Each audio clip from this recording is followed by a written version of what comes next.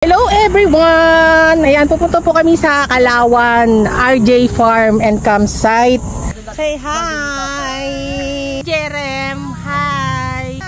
Tara, let's at itour ko kayo paano nga ba pumunta sa RJ Farm and Campsite. Dito na kami sa RJ Farm! Welcome to RJ Farm! Woo! Nandito na kami. Ayan po, at packet po dyan ng RJ Farm. Yan pong RJ Farm na. May mga taniman na anong pinya. Ayan, malalaman nyo po na RJ Farm na. Katabi po niya yung pinya. Ayan ay pinya oh. Lalaki ng pinya.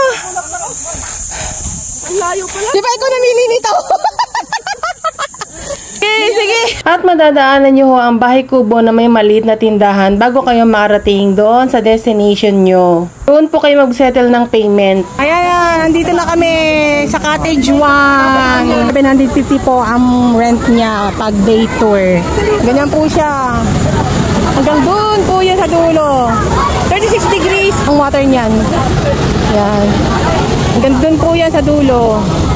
Yeah, here we are na guys. At ayan nga po sila, enjoy na enjoy sa paliligo. Ayan nga po yung cottage namin. Tapos may cottage din dito sa kabila. Meron siyang mini room. 750 pesos po ang cottage dito. Ganyan po siya. Then meron din pong ganitong cottage din eh. 500 naman po ang isang pwesto nito. May malaki po siyang ihawan. At meron pa po rito mga cottages na bagong gawa. Pag umakyat po tayo dyan, ay may makikita pa po kayong 4 na cottage. Ayan po siya hanggang dun sa kabilang dulo po. Ayan na talakan!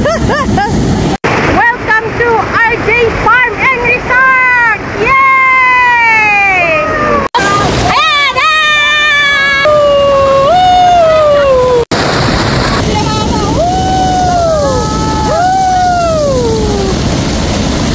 May sirena! May sirena! Naligo na nga sila! Dito nga tayo! Ang tubig po ay galing sa bukal ng Mount Makiling. Dito po ay hot spring with 36 degrees. Kaya kahit siya ay umulan, okay lang. Dahil hindi talaga kayo giginawin. Mainit po ang tubig niya. Ayan at umago siya din eh. Diretso doon. At dyan naman sa kabila ay lansones at mga pinya. Ayan at marami pong tanim na pinya dito. Yan nga po sila yun. Malalaman nyo kung nasa RJ Farm and Campsite na kayo. Kung napansin nyo sa gilid niyan ay may taniman ng pinya. Pinya.